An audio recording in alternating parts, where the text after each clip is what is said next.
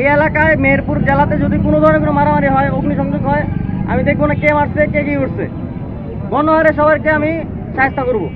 এই যে আমার পিস্তল গোটা ভর্তি।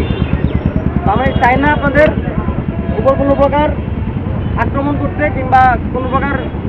আমার কাছে বর্তমানে হচ্ছে হ্যান্ড মাইকটা নাই, ঠিক আছে, কিন্তু আমরা এমনি কথা বলতেছি।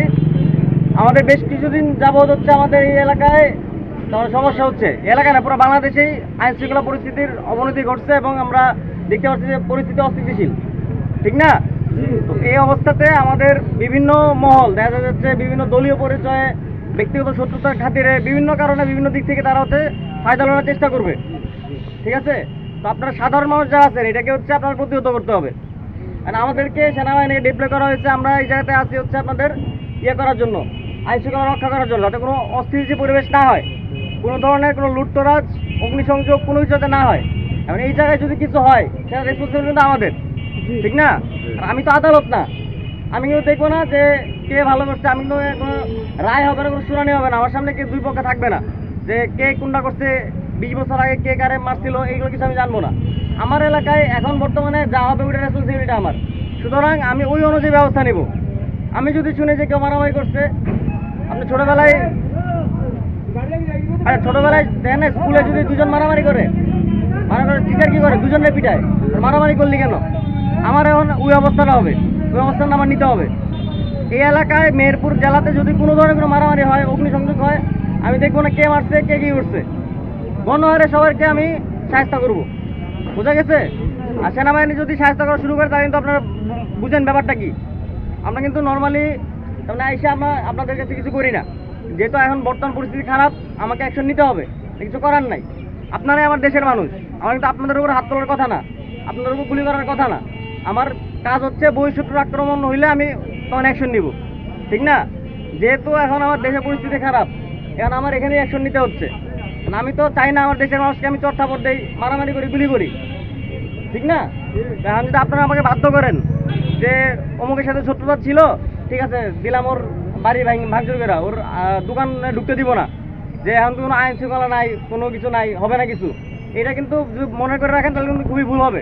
আমরা কিন্তু এই জায়গায় দাওয়াত খেতে আসি নাই, ঠিক আছে, বিয়ে বাড়িতে আসি নাই, দাওয়াত খেতে আসি নাই যে আমরা দর্শক ক্যান্টনমেন্ট থেকে আসছি এই জায়গায় দাওয়াত খেতে আসছি, এরকম কিন্তু না।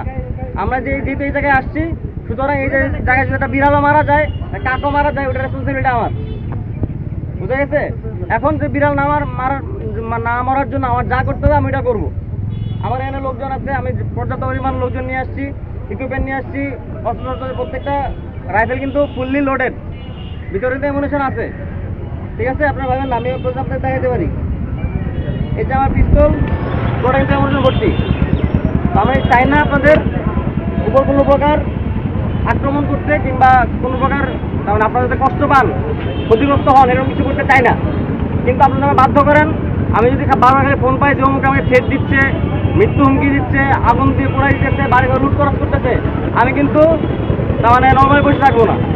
নর্মালি গিয়ে আপনার দেখে নিয়ে আমি আপনার দই মিষ্টি খাওয়াবো না, আমি এমন কাজ করবো যেটা আপনার পছন্দ হবে না, বুঝে গেছে? এরকম যদি যাতে না হয়, আপনারা যারা নর্মাল সাধারণ মানুষ আছেন এই ক্যাটারগঞ্জ থেকে কিন্তু সব কিছু হয়, হেডকোয়ার্টার। আপনারা দেখবেন যে 5-6 জন বসে আলোচনা করছে, চল অমুকের বাড়ি থেকে আগুন লাগা দেয়, আর বাকি 10 জন মিলে ঘিরে ধরবেন, কেন আগুন লাগাবি? আগুন লাগানো যাবে না। যদি দেখেন যে বাকি 5 জন ওরা তো আমার বাড়িতে আগুন দিচ্ছিল, চল আমরা এবারে গিয়ে যাই, আপনার সাধারণ মানুষ মিলে আটকাবেন না, এটা করা যাবে না এখন, বুঝা গেছে?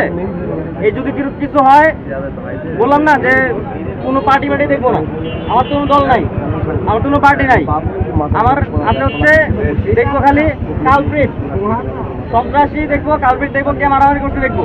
আশা করে মনে হচ্ছে যারা হাতে লাঠি করছে সেই মনে করেন যে আকাম করছে, যারা চুরি দেখবো, সে সুবিধা ফল কাটুক আর জায়গা কাটুক, তারাই আমি ধরবো, বুঝা গেছে? সুতরাং এই ধরনের কোনো পরিস্থিতি সৃষ্টি করা যাবে না, ঠিক আছে? আচ্ছা, ঠিক আছে, ধন্যবাদ সবাইকে। এটা সবাইকে